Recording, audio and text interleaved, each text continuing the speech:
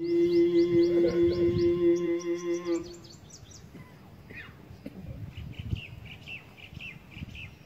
الله الرحمن الرحيم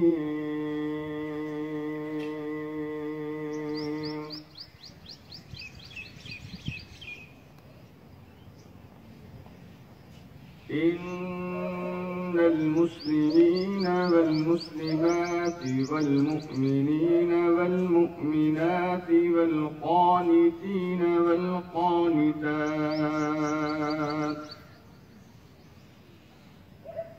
والقانتين والقانتات والصادقين والصادقات والصابرين والصابرات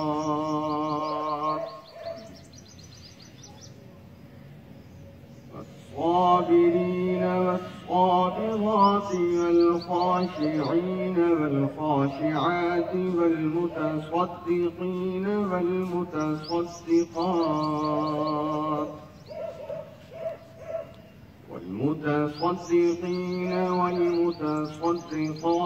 والصائمين والصائمات والحافظين فروجهم والحافظات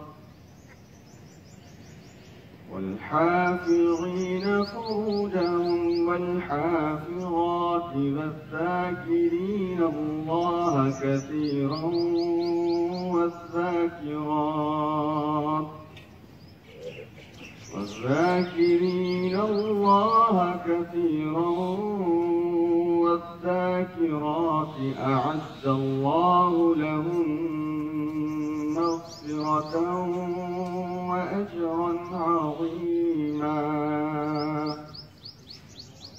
صدق الله العلي العظيم.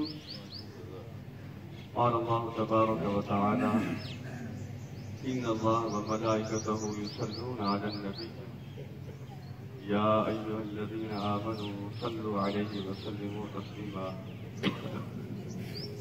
اللهم صل على محمد وعلى آل محمد كما صليت على إبراهيم وعلى آل إبراهيم إنك حميد مجيد. اللهم بارك على محمد وعلى آل محمد كما باركت على إبراهيم وعلى آل إبراهيم إنك حميد مجيد. محترم سامعین، سب سے پہلے تو میں یہ دعا کرتا ہوں، نبی اکرم صلی اللہ علیہ وسلم نے فرمایا قرآن مجید قیامت والے دن یا انسان کے حق میں گواہی دے گا یا انسان کے خلاف گواہی دے گا. قرآن کی دعوت پر اپنے گھروں کو، بستروں کو اور کاموں کو چھوڑ کر جتنے افراد یہاں آ چکے ہیں، اللہ تبارک و تعالی حشر کے میدان میں اور قیامت والے دن ہم سب کے حق میں قرآن مجید کی گواہی کو قبول فرما لیں. ہمیں یہ سعادت عطا فرمایا اللہ تبارک و تعالیٰ کہ قرآن مجید ہمارے خلاف گواہی نہ دے.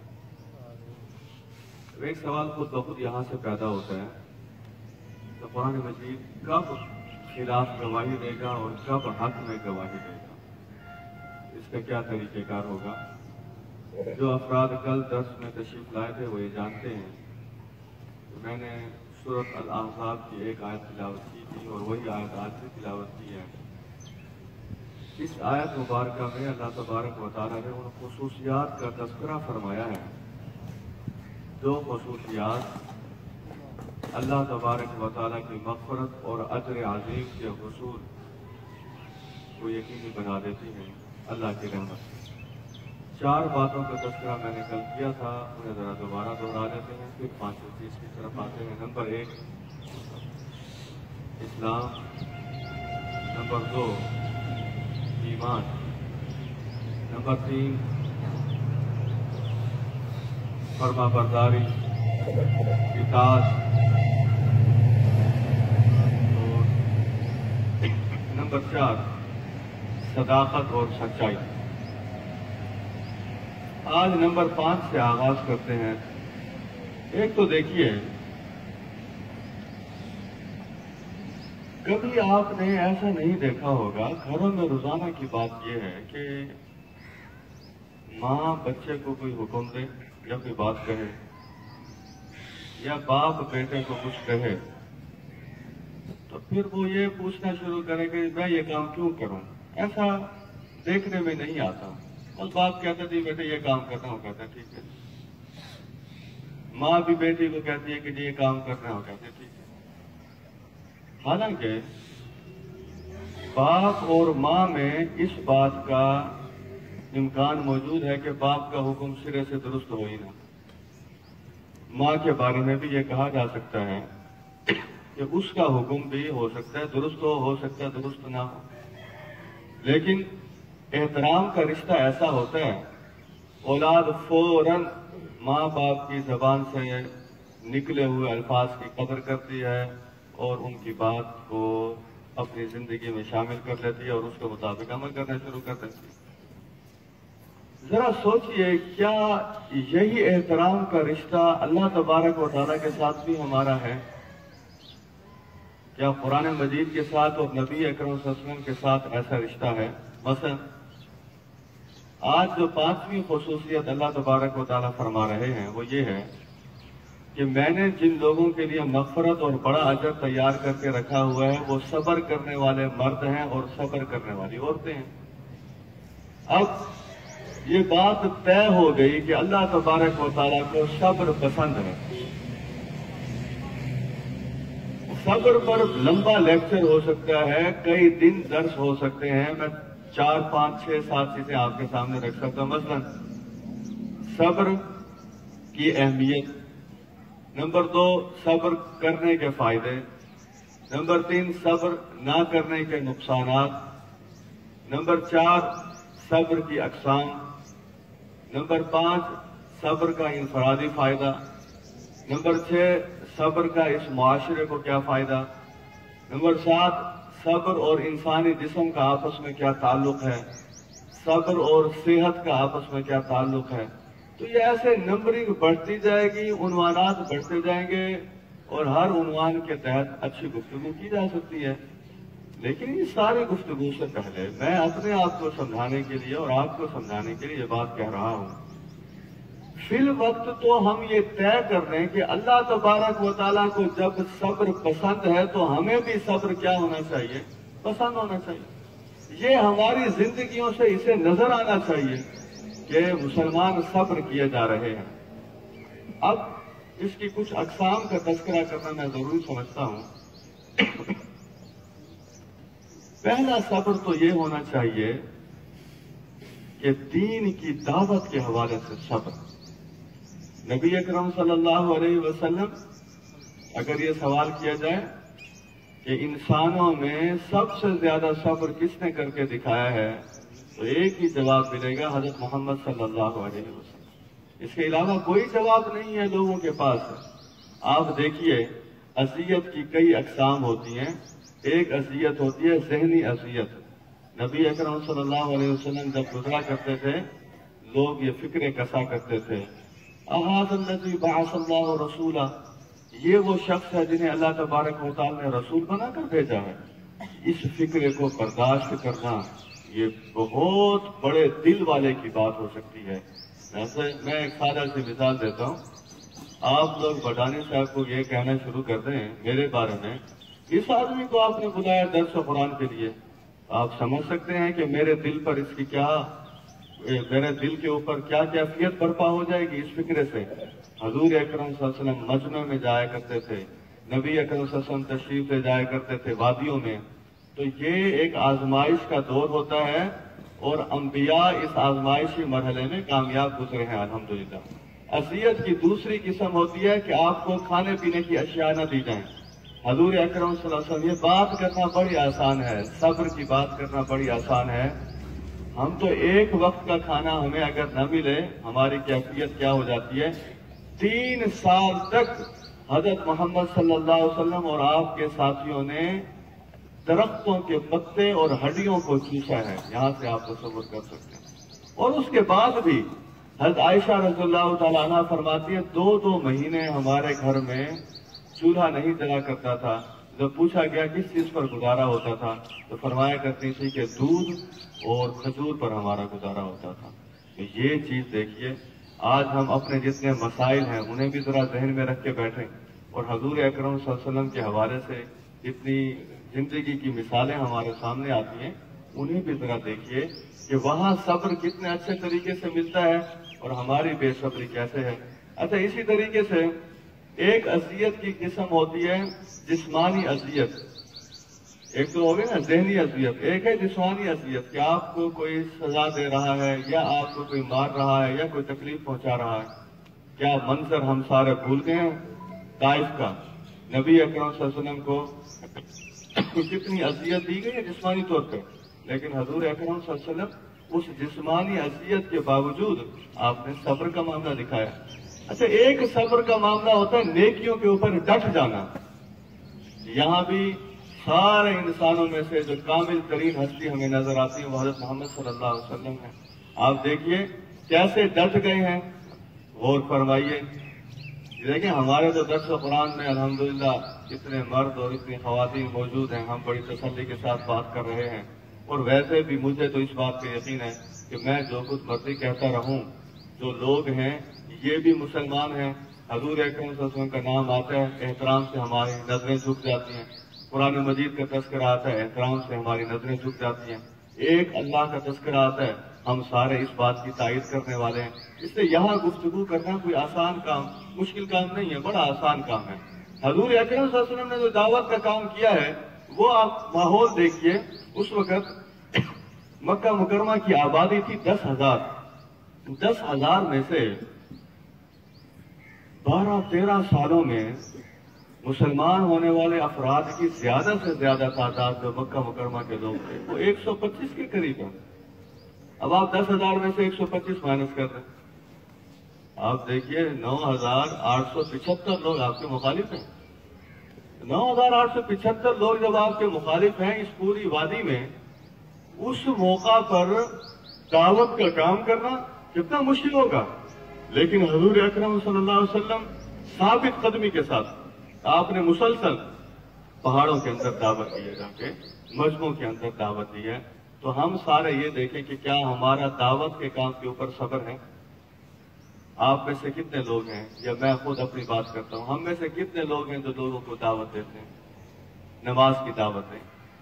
اب دیکھیے ایک دعوت کا حلقہ تو گھر کے اندر موجود ہے. میں نے ایک جگہ کہا کہ میں اپنے آپ کو درس دیتا ہوں، تو ہمارے مولانا روشن غنی صاحب ہیں، شاید وہ کبھی یہاں درس دینے آئے ہوں، وہ مجھے کہنے لگے یہ آپ نے کیسے کہہ دیا کہ آپ اپنے آپ کو درس دیتے ہیں. میں نے کہا بالکل، سب سے زیادہ تو مجھے ضرورت ہوتی ہے کہ اپنے آپ کو درس دینے کی. یہ تو کہیں پروگرام 1 مہینے بعد ہو، کہیں 2 مہینے بعد ہو، کہیں ہو یا نہ ہو، تو ہم نے کوئی پروگراموں میں جا کے تھوڑا درس دینا ہوتا ہے. قیامت والے دن ہم نے اللہ تبارک و تعالیٰ کی بارگاہ میں سب نے پیش ہونا ہے. تو میں تو قرآنی آیات کو پڑھ کے اپنے آپ کو درس دیتا رہتا ہوں کہ یہ آیات ہیں اور اس کے مطابق زندگی گزارنے کی کوشش کرنی ہے.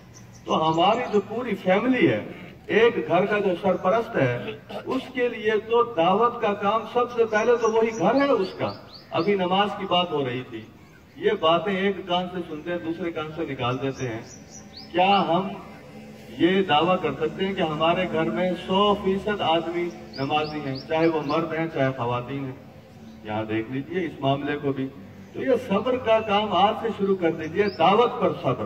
یہ انشاءاللہ روزانہ دعوت دینی ہے اور اس کا بڑا فائدہ ہوتا ہے.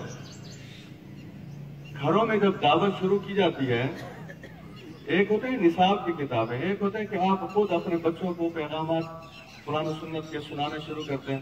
میں نے اپنے گھر میں اپنی بیٹیوں کو، میری الحمدللہ 3 بیٹیاں ہیں، تو میں نے انہیں اسلامی تعلیمات کے حوالے سے بات چیت جب میں نے شروع کی تو غزوہ بدر کا تذکرہ آیا. ابھی میں وہ باتیں کر رہا تھا تو میری بڑی بیٹی مجھ سے کہنے لگی کہ یہ بتائیں کیا حضرت محمد صلی اللہ علیہ وسلم بھی کافروں سے لڑنے کے لیے آگے تک گئے تھے؟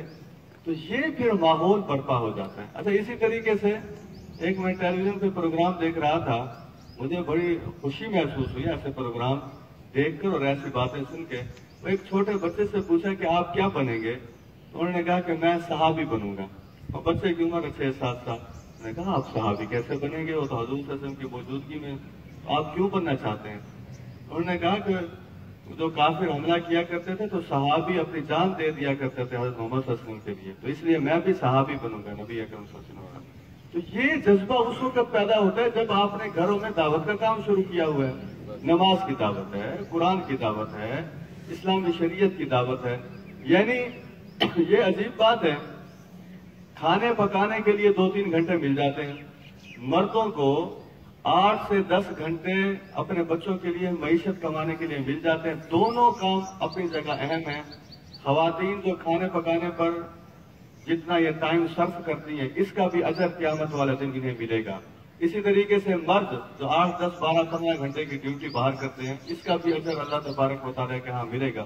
لیکن ایک بات تو طے ہے کہ جو آدمی جو کچھ کر رہا ہے وہ اس لیے کر رہا ہے کہ اس کی اولاد اس معاشرے میں بہترین زندگی گزارے۔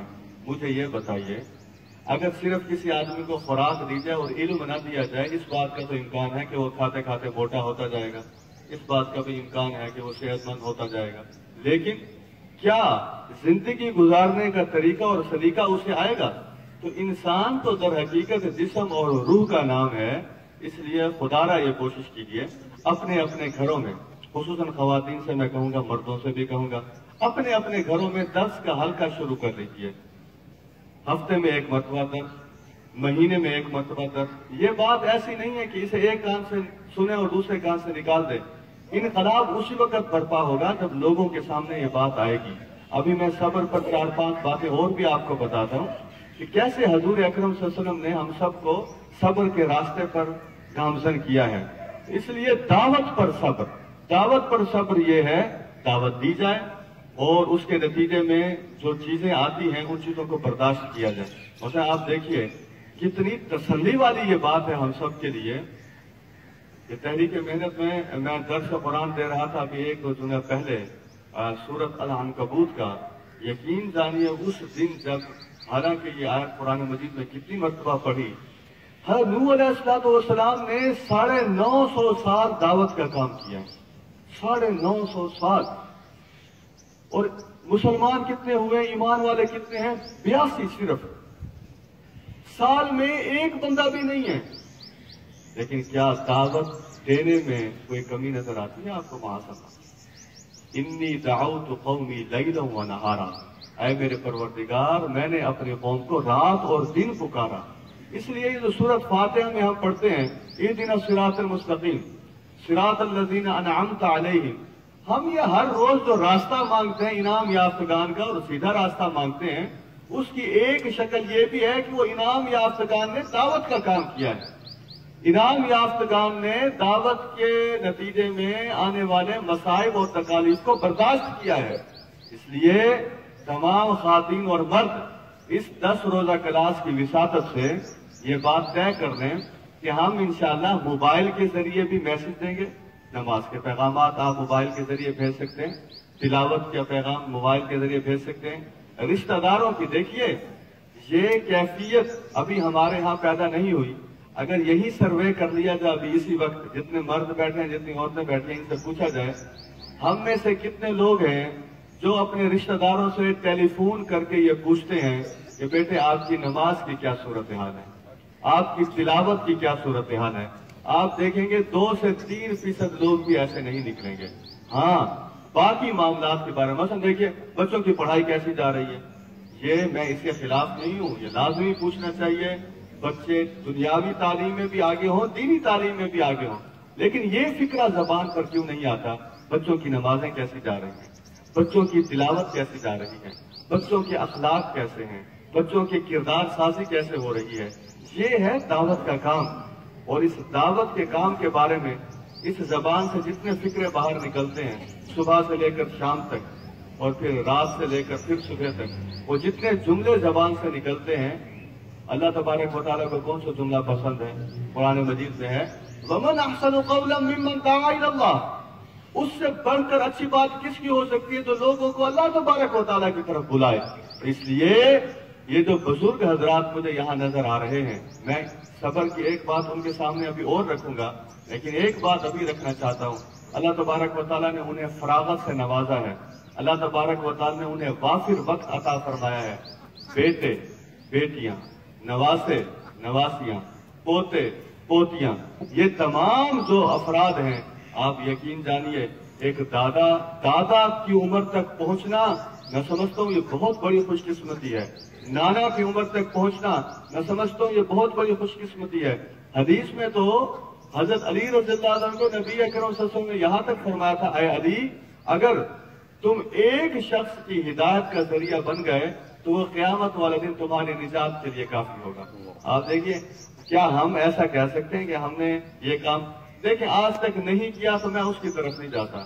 میں یہ پیغام دینا چاہتا ہوں، آج سے شروع کر دیجیے. ڈاکٹر بلال فلپس ہیں، کسی اور حوالے سے بھی ان کا نام آئے گا، لیکن اس وقت صبر کے حوالے سے جو نام ہے دعوت پر صبر. 1990 میں جنگ ہوئی تھی. اس جنگ میں جو عراق کا معاملہ ہوا تھا اس وقت سعودی عرب بھی اس میں شامل تھا، امریکہ شامل تھا. سعودی عرب تو زیادہ ڈائریکٹ شامل نہیں تھا لیکن امریکہ ظاہر شامل تھا. ڈاکٹر بلال فلپس نے 1972 میں اسلام قبول کیا.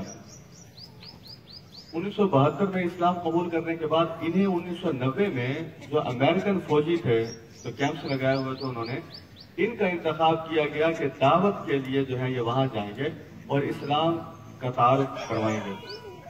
ڈاکٹر بلال فلپس نے چند دنوں کی دعوت میں 3000 امریکی فوجیوں کو مسلمان کیا. یہ ہے دعوت کا کام. ہمارے تو یہ سارے مسلمان ہیں، ہم انہیں ہی نہیں کچھ کہہ سکے. خواتین سے مثلا میں پوچھتا ہوں کتنے خواتین کو انہوں نے پردے کی دعوت دی ہے. آپس میں جو گفتگو ہوتی ہے اس میں موضوعات کیا ہوتے ہیں. دیکھیں نا کون سا گھر ایسا ہے جہاں عورتیں آپس میں مل بیٹھ کر نہیں بیٹھتی ہیں. اچھی بات ہے، ایک ہیلدی ایکٹیویٹی ہے، ہونی چاہیے، لیکن گفتگو کے موضوعات کیا ہیں؟ آپ کی گفتگو کس پیرائی پہ ہو رہی ہے؟ اور آپ دیکھیے، میں نے کل بھی کہا تھا، آج پھر کہتا ہوں، یہ جو معصوم بچے ہیں نا 3 4 5 6 سال کے، یہ جب ماں بیٹھی ہوتی ہے ارد گرد کی سہیلیاں آ جاتی ہیں اور آپس میں بات چیت شروع ہوتی ہے تو آپ دیکھیں بچے بھی ساتھ بیٹھے ہوتے ہیں. اب وہ لاشعوری طور پر بچے کے اندر ساری باتیں جا رہی ہوتی ہیں. کسی کی غیبت ہو رہی ہے، کسی کو جھوٹا کہا جا رہا ہے. بچے یہ جو پہلی وکیبلری سیکھتے ہیں یہ ماں باپ سے سیکھتے ہیں. ظاہر ہے بچوں کا باہر کی دنیا سے تو اتنا تعلق نہیں ہوتا، باہر کی دنیا میں تو وہ قدم رکھتے ہیں 5 سال کے بعد. تو یہ جو پہلے وکیبلری بچوں کی بنتی ہے، الفاظ کا جو ذخیرہ آتا ہے، یہ ماں اور باپ کی طرف سے جو الفاظ ادا ہوتے ہیں اسے تو کہتے ہیں مدر ٹنگ. آپ کی مادری زبان کیا ہے؟ وہ مادری زبان صرف یہ نہیں ہوتا کہ اردو ہے تو بچے اردو بولنا شروع کر دیں گے، سرائکی ہے تو سرائکی بولنا نہیں. ایک اس کا پہلو یہ بھی ہے، ماں باپ جیسے الفاظ اختیار کرتے ہیں بچے بھی ویسے الفاظ. اس لیے کبھی آپ دیکھیے بچے اتنی گندی گالی دیتے ہیں حالانکہ انہیں گالی کے مفہوم کا بھی پتہ نہیں ہوتا، لیکن انہوں نے وہ سنا کہاں سے ہوتا ہے، یا ماں باپ سے سنا ہوتا ہے، یا اس فیملی سے سنا ہوتا ہے، یا باہر کی جو انوائرمنٹ ہے اس سے سنا ہوتا ہے. تو کیا ہم ایسا ماحول دے کر ان بچوں کو پھر ایک خوشحال اور اسلامی پاکستان کی ضمانت بنا سکتے ہیں؟ ہرگز ایسا نہیں ہے. حضرات محترم، دعوت کا جو کام ہے، دعوت پر صبر، یہ جان جوکھوں کا کام ہے. صبر کا ایک کام برداشت کرنا بھی ہوتا ہے. ظاہر آپ خود سونے والے ہیں، کئی مرتبہ ایسا ہوتا ہے کہ میں خود تھکا ہوا آتا ہوں، وہ جی ہمیں کہانی سنیں. اب اس وقت دائی خود آزمائش میں پڑ جاتا ہے، آج کون سا اسلامی واقعہ سنانا ہے، آج کون سی بات سنانی ہے. اور عام آدمی تو یہی کہے گا میں خود تھکا ہوں، وہ صبح دیکھا جائے گا جو کچھ ہوگا. لیکن جو دعوت والا آدمی ہے اس کی کیلکولیٹڈ. مولانا طارق جمیل صاحب کی میں ایک پڑھ رہا تھا، بہت بڑے عالم دین ہیں، اللہ تبارک و تعالیٰ ان کی کوششوں کو قبول فرمائے. وہ ایک جگہ وہ کہہ رہے تھے کہ میں بیماری کے دوران 2 مہینے گھر رہا. اچھا یہ بیماری پر صبر یہ میرا ایک موضوع علیحدہ سے ہے، وہ میں نے ابھی کہنا ہے، لیکن اس سے پہلے میں یہ بات مولانا کی آپ کو بتا دوں. تو وہ کہنے لگے کہ میں نے سوچا کہ اب یہ تو بیماری کے 2 مہینے گزارنے ہیں، ظاہر ہے دعوت کا کام باہر کی تو بند ہو گیا، جا نہیں سکتے، اب کیا کیا جائے. کہنے کہ میرے جتنے فیملی ممبر تھے اس میں میرے بھتیجے بھی باقی بچے بھی شامل تھے، تو میں نے انہیں شامل کر دیا. 2 مہینوں میں غار ہرا سے لے کر وصال رسول اللہ صلی اللہ علیہ وسلم تک، یعنی پوری جو سیرت ہے وہ 2 مہینوں کے اندر پوری فیملی کو بیان کر دی. کہنے کہ 1 گھنٹے کا میں درس دیتا تھا، 1 گھنٹے کا لیکچر ہوتا تھا. اب 1 گھنٹے کے لیکچر کے بعد کہنے کہ میرا جو بھتیجا ہے وہ کہتا کہ چچا ابھی اور آپ بات جاری رکھیں، ابھی آگے بتائیں کہ آگے کیا ہوگا. جیسے ایک تجسس ہوتا ہے، جیسے ڈراموں کا تجسس ہوتا ہے کہ یہ جھوٹی باتیں کہ فلاں کی فلاں کے ساتھ شادی ہوگی کہ نہیں ہوگی، فلاں بچ جائے گا یا مر جائے گا، فلاں کا معاملہ ٹھیک ہوگا یا غلط ہوگا.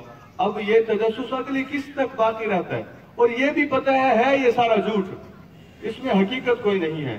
اللہ کے بندو، جو حقیقی چیزیں ہیں ان میں تجسس کیوں نہیں پیدا ہوتا؟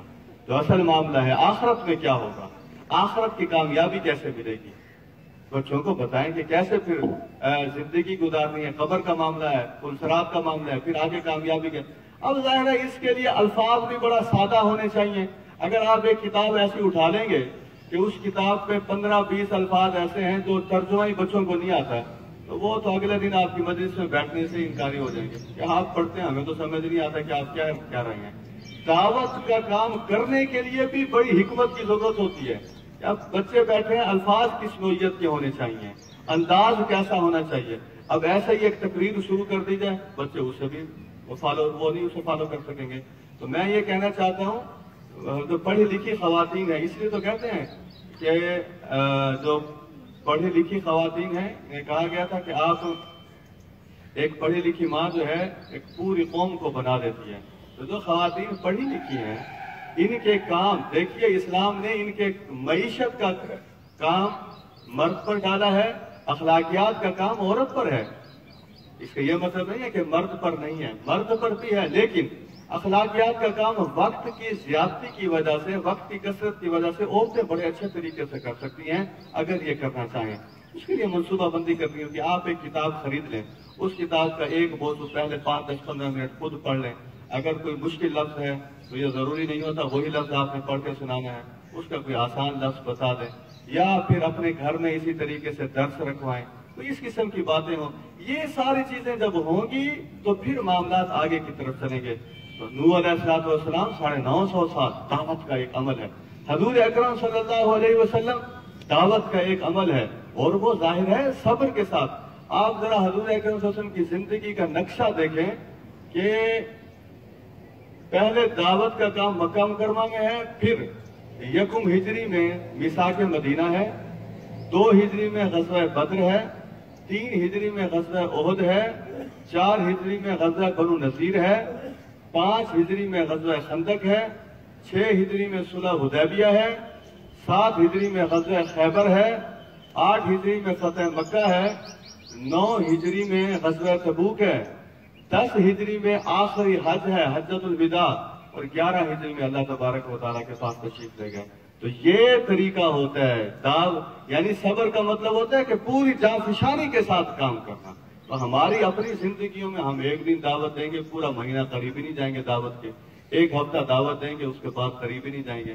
حضرات محترم، صبر کا ایک وہ مفہوم جو ہم نے چھوٹا سا، آپ یقین جانیے میں اس لیے اس کی زیادہ تشریح کر رہا ہوں، حدیث میں صبر کے بارے میں کہا گیا یہ نصف ایمان ہے، نصف ایمان. اب صبر کا ایک اور پہلو جو اس باڈی کے حوالے سے میں بیان کرنا چاہتا ہوں، اس جسم کا صبر کے ساتھ کیا تعلق ہے. دیکھیے زبان کا صبر، اس کا کیا مطلب ہے؟ زبان کا صبر کا مطلب یہ ہے کہ جب بھی شیطان، اب ایک بات طے کر دیجئے، یہ 5 چیزیں جب آ گئی آپ کے سامنے، آج 5ویں چیز ہے، شیطان رحمان کی ہدایات کے خلاف کام کرتا ہے. رحمان نے اسلام پیش کیا، شیطان نے کفر پیش کیا. رحمان نے ایمان پیش کیا، شیطان نے اس کے مقابلے میں الحاد پیش کیا. رحمان نے وفاداری پیش کی، شیطان نے بغاوت پیش کی. رحمان نے سچائی پیش کی، شیطان نے جھوٹ پیش کر دیا. اب رحمان نے صبر پیش کیا، یہ صبر ہونا چاہیے. شیطان پھر کیا کرتا ہے؟ بے صبری کی طرف لے جاتا ہے. یہ نہیں ہے کہ شیطان حملہ نہیں کرتا، اب وہ 24 گھنٹے بے صبری کی طرف ڈالے گا آپ کو. اور رحمان کس راستے پر ڈالنا چاہتا ہے؟ رحمان کس راستے پر رکھنا چاہتا ہے؟ رحمان کی ترجیحات کیا ہیں؟ وہ ہے صبر. یہ جسم کا صبر یہ ہے، یہ زبان جب جھوٹ بولنے کے لیے آمادہ ہو، اب زبان کو صبر دو، جھوٹ نہ نکلے. یہ زبان جب غیبت کرنے پر آمادہ ہو، اسے صبر دو، غیبت نہ نکلے. یہ زبان جب گالی دینے کے لیے، زبان کا صبر یہی ہوگا آپ زبان کے لحاظ سے صابر ہیں؟ جی ہاں زبان کے لحاظ. اچھا شکوے نہ کرنا، گلے شکوے نہ کرنا اور خلاف حقیقت بات نہ کرنا. میں ایک بات مردوں کے حوالے سے بعد میں کروں گا، خواتین کے حوالے سے پہلے کروں گا. کئی مرتبہ ایسا ہوتا ہے بچے جو خواتین پریگننٹ ہوتی ہیں وہ بچے پیدا ہونے سے پہلے ہی ان کی ابارشن ہو جاتی ہے اور وہ اس دنیا میں نہیں آ پاتے. اب اس پر ایک طوفان کھڑا کر دینا ساس کی طرف سے خصوصاً، کیا کھایا تھا، کیا پیا تھا، کیسے چلے تھے، کہاں گئے تھے، کیا سفر کیا ہے. اس بات کا تو میں قائل ہوں کہ جو احتیاطیں ڈاکٹر حضرات بتاتے ہیں وہ تو خیر پوری کرنی چاہیے خوراک کے حوالے سے، سفر کے حوالے سے. لیکن ایک عورت کی زندگی کو جہنم بنا دینا، ایک طرف ساس، دوسری طرف اور رشتہ دار، وہ عورت جسمانی طور پر اور ذہنی طور پر پتہ نہیں تکلیف اور مصیبت کا پہاڑ. یہ جو پہاڑ آپ کو نظر آتے ہیں نا، یہ اینٹوں کے اور پتھروں کے جو پہاڑ ہیں، یہ پتھروں کے پہاڑ کوئی چیز نہیں ہے، یہ بڑے پہاڑ نہیں ہیں. بڑے پہاڑ انسان کے دل میں رہتے ہیں. اس لیے جو انسان کا دل ہے یہ یوں سمجھ لیجیے یہ ساری کائنات سے بڑی چیز ہے. مفسرین نے لکھا ہے انسان کے دل میں وادیاں بھی ہیں، انسان کے دل میں جنگلات بھی ہیں، انسان کے دل میں پہاڑ بھی ہیں. کہتے ہیں نا فلاں آدمی کے پاس فلاں آدمی صبر ایسے کرتے ہیں گویا صبر کا پہاڑ ہے. تو یہ ساری چیزیں کہاں ایگزسٹ کرتی ہیں، کہاں پائی جاتی ہیں؟ یہ دل کے اندر پائی جاتی ہیں.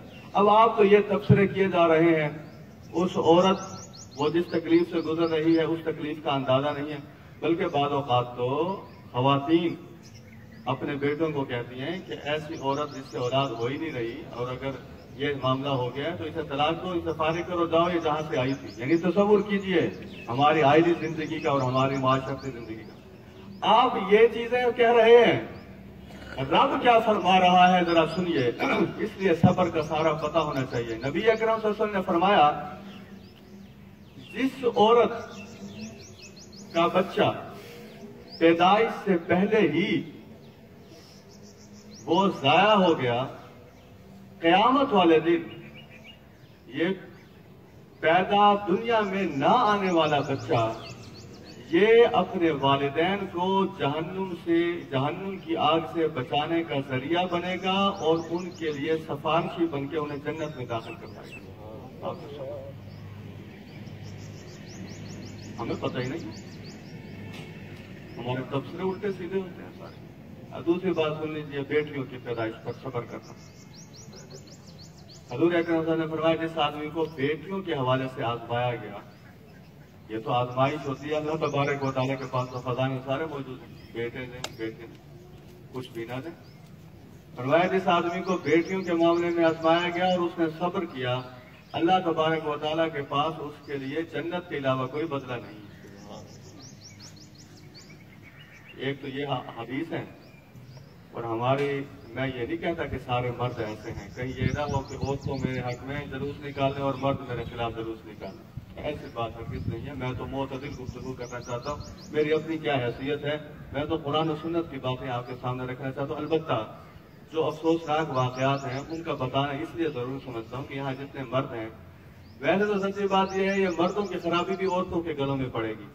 وجہ اس کی یہ ہے کہ یہ جو بیٹوں کے اندر اس قسم کی حرکتیں آتی ہیں، ان بیٹوں نے 20-25 سال تو ماؤں کے پاس گزارا ہوتا ہے. اگر انہوں نے تربیت کی ہوتی اپنے بیٹوں کی تو وہ پھر اس قسم کے جملے کبھی ادا نہ کرتے.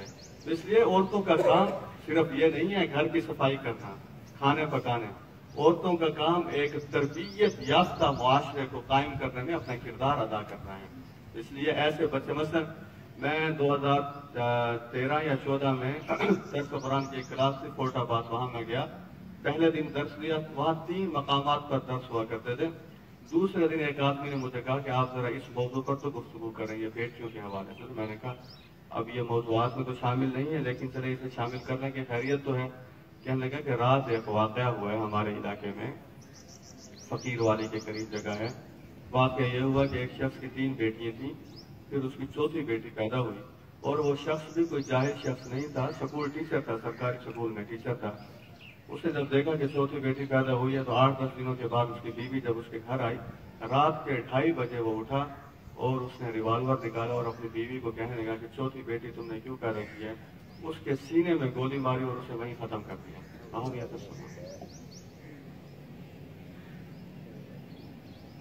قرآن مجید میں 2 جگہ بیٹیوں کی پیدائش کا تذکرہ ہے. ایک جگہ سورۃ النحل میں، سورۃ الزخرف میں.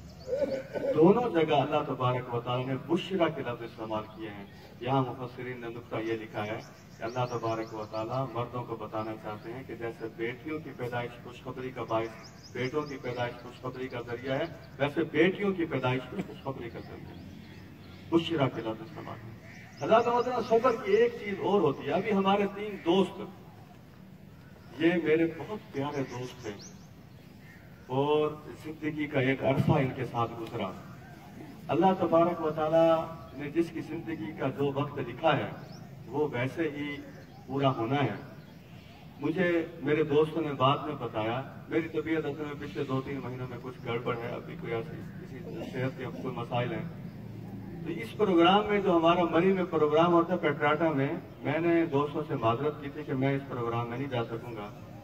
مجھے ایک دوست نے اس واقعے کی بات بتایا کہ اس واقعے میں جو 3 شہید ہوئے ان میں ایک پروفیسر رانا دلشاد صاحب ہیں.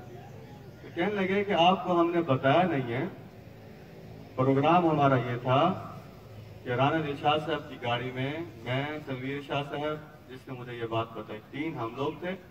ہم نے یہ کہا کہ بس گاڑی لا کے گاڑی میں آئیں گے اور آپ کے گھر کے سامنے کھڑی کر دیں گے. بس اس وقت کے بعد ہم جو ہے کہ دھرنا شروع کر دیں گے کہ اپنے کپڑے لے کے آئیں، گاڑی میں بیٹھیں اور آئیں پروگرام میں جائیں. کہنے لگے کہ وہ ایسا ہوا، رانا دلشاد صاحب 6 تاریخ کو نکلنا تھا، 6 کو ان کے کوئی فوتی ہو گئی، وہ وہاں چلے گئے. پھر 7 کو انہوں نے کہا یار اب تو وہ مس ہو گیا پروگرام. تو 8 کو پھر 7 کو پھر اچانک رات کو کوئی ان کا اور دوستوں کے ساتھ پروگرام بنا، تو یہ پھر وہاں پروگرام کے لیے گئے. تو پھر آپ واقعہ جانتے. لیکن میں جو بات بتانا چاہتا ہوں وہ یہ ہے، ابھی ان کی فیملیز کے پاس آنا جانا ہے اور ظاہر ہے اس کیفیت کو ہم کم کرنے کی کوشش کر رہے ہیں. آپ یقین جانیے کہ جو تعلیم یافتہ خواتین ہوتی ہیں ان کا کیا ہی کہنا. ان کے اوپر جب اس قسم کی کیفیت آتی ہے، نہ وہ بال کھینچتی ہیں، نہ وہ سینہ گوبی کرتی ہیں، نہ وہ کپڑے پھاڑ کے اپنے غم کا اظہار کرتی ہیں. ان کی آنکھوں میں آنسو تو ضرور ہوتے ہیں، اس پر تو کوئی پابندی نہیں. دل میں غم ہے، وہ غم بھی ہمیشہ رہے گا. میں اپنی مسز کو لے کر کے یہ رانا دلشاد صاحب 2005 سے 2017 تک میرا ان کے ساتھ بھائیوں جیسا تعلق رہا ہے. اللہ تبارک و تعالیٰ انہیں جنت میں اعلیٰ درجات عطا فرمائے. ابھی 6:15 بجے مجھے پتہ لگا، فوراً ہم نے تیاری کی اور کچھ دیر کے بعد ان کے گھر گئے. اس وقت ابھی اتنے زیادہ لوگ نہیں آئے تھے. تو میری مسز مجھے بعد میں بتانے لگی کہ واقعی تعلیم ہوتی ہے. میں نے کہا کہ کیسے؟ کہنے لگی کہ جب میں ان کے گھر گئی ہوں تو واقعی میں نے دیکھا ہے کہ جو اسلام کو مطلوب ہے تکلیف کے اوپر رویہ، وہی رویہ میں نے ان کے گھر میں دیکھا. حالانکہ آپ دیکھیں کتنا بڑا واقعہ، کوئی چھوٹا واقعہ نہیں ہے. ایک فیملی کا سرپرست اس کیفیت میں چلا گیا اور وہ بیوی کے اپنے جذبات اپنی جگہ پر ہیں. وہ اس وقت کیا دعا مانگ رہی ہیں اللہ تبارک و تعالیٰ سے کہ یا اللہ میرے شوہر کو جب موت آئی ہو اسے تکلیف نہ ہوئی ہو. اس قسم کے جذبات ایک مومن ہی ادا کر سکتا ہے. اس قسم کے جذبات ایک مومن. اسی طریقے سے انہیں تینوں میں قدر مشترک ہے. رانا دلشاد صاحب کے تینوں بیٹے، 2 بیٹے 1 بیٹی ہے. ڈاکٹر 2 بن چکے ہیں، 1 بن رہا. اسی طریقے سے روز ظفر صاحب، ان کے 2 بچے بیٹا بیٹی ڈاکٹر بن رہے ہیں. روز ذوالفقار صاحب، ان کی بیٹی جو ہے وہ ڈاکٹر بن رہی ہے. ان کی 4 بیٹیاں 1 بیٹا ہے. ہم روز ذوالفقار صاحب کے گھر لودھرا سے ان کا تعلق ہے. جب ہم ان کے گھر تعزیت سے لے گئے، کوئی مرد اس وقت موجود نہیں تھا. میں اس بچی کے صبر کو داد دیتا ہوں، مسٹر میڈیکل کالج میں ڈاکٹر بن رہی ہے. وہ ہمارے سامنے آ گئی. کہنے لگے انکل بس اللہ تبارک و تعالیٰ کا جیسا فیصلہ ہے. انہیں پھر کچھ باتیں کی گئی. ہم 4-5 لوگ تھے. کہنے کا مطلب یہ ہے ہم جتنے لوگ بیٹھے ہیں ہم ہر وقت یہ ذہن میں رکھیں کہ ہر رشتے نے ہمیں چھوڑ کر جانا ہے اور ہم نے ہر رشتے کو چھوڑ کر جانا ہے. یہ کیفیت ہمارے اوپر آنی ہے، آج آئے یا کل آئے. اپنے بچوں کو ذہنی طور پر تیار کرنا ہے۔ البتہ یہ کام بڑے احتیاط کے ساتھ ہے۔ میں بھی جب اس قسم کی بات کرتا ہوں تو میرے بچے مجھے کہنا شروع کرتے ہیں بس آپ اس موضوع کو چھوڑیں کوئی اور بات کریں، ہمیں اس وقت اس چیز کی ضرورت نہیں ہے۔ تو یہ چیز ہے تو بڑی احتیاط کے ساتھ کرنے کی، یہ بڑے طریقے کے ساتھ کرنے کی ہے۔ اسلام کا جو صبر کا معاملہ ہے، اچھا اسی طریقے سے دیکھیں اپنے ڈاکٹر ادریس لودھی صاحب، ابھی جس کا جو غم ہوتا ہے وہ غم تازہ ہوتا ہے۔ 2010 میں ان کا بیٹا ایک حادثے میں اللہ تبارک و تعالیٰ کو پیارا ہو گیا تھا۔ تو یہ جو صبر ہے یہ بڑی چیز ہے۔ ابھی ہم دونوں کے ایک پروگرام تھا، پتہ نہیں آج سنڈے ہے، میں پچھلے سنڈے کو ایک پروگرام تھا۔ جب ہم دونوں گاڑی میں جا رہے تھے تو میں تو اپنے خیالوں میں بیٹھا تھا، ایک جگہ آئی تو ڈاکٹر صاحب کی آنکھوں میں آنسو آ گئے۔ میں نے دیکھا کہ یہ رو رہے ہیں تو میں نے کہا سر خیریت تو ہے؟ کہنے کہ یہ وہ جگہ ہے جہاں میرے بیٹے کا ایکسیڈنٹ ہوا۔ اب 2010 کا معاملہ ہے، آج 2017 کا معاملہ ہے، لیکن وہ جگہ ان کے ذہن پر نقش ہے۔